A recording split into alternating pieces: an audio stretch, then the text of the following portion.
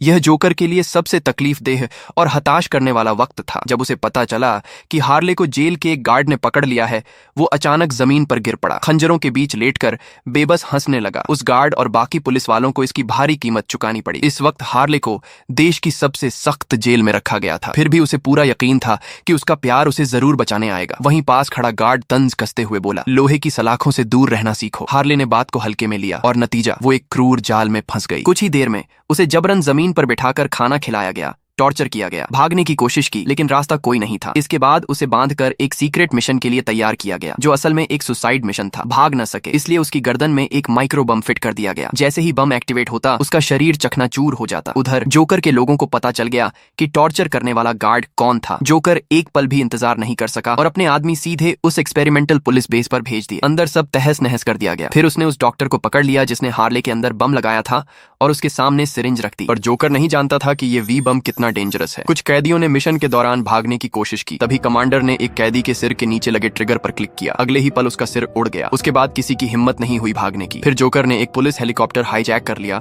और गोलीबारी शुरू कर दी। उसने डॉक्टर को धमकाकर बम डीएक्टिवेट करवाया और हार्ले को मैसेज भेजा उसे वापस बुलाने का। मैसेज मिलते ही हार्ले डेड शॉट की चेतावनी को नजरअंदाज करते हुए सीधे जोकर की ओर बढ़ गई। गोलियों की बारिश में उसने केबल पकड़ा और सबको अलविदा कहा। उधर अमांडा को समझ आ गया कि उसके साथ चाल चली गई है। गुस्से में उसने डेड शॉट को हार्ले को शूट करने का ऑर्डर दिया और मिलिट्री को हेलीकॉप्टर पर मिसाइल दागने को कहा। जोकर और हार्ले, जो खतरे से बेखबर थे, एक दूसरे को गले लगाए हुए थे। तभी मिसाइल ने हेलीकॉप्टर को टारगेट किया। जोरदार धमाके के बीच जोकर ने हार्ले को धक्का दिया ताकि वो बच सके, लेकिन खुद बच नहीं पाया। हेलीकॉप्टर इमारत से टकरा गया। हार्ले टूट चुकी थी। एक कार की छत पर अकेली बैठी वो जोकर के साथ बिताए पल याद कर रही थी। डेड शॉट धीरे धीरे उसके पास आया और उसे वहां से नीचे ले गया। मिशन खत्म होने के बाद हार्ले को फिर जेल भेज दिया गया। कुछ दिनों बाद एक नकाबपोश ने अपने साथियों की मदद से सेल का दरवाजा काटा। वो अंदर आया, हार्ले के पास पहुंचा और धीरे धीरे अपना मास्क हटाया। वो जोकर ही था और इस तरह हार्ले आखिरकार अपने जोकर के पास लौट आई।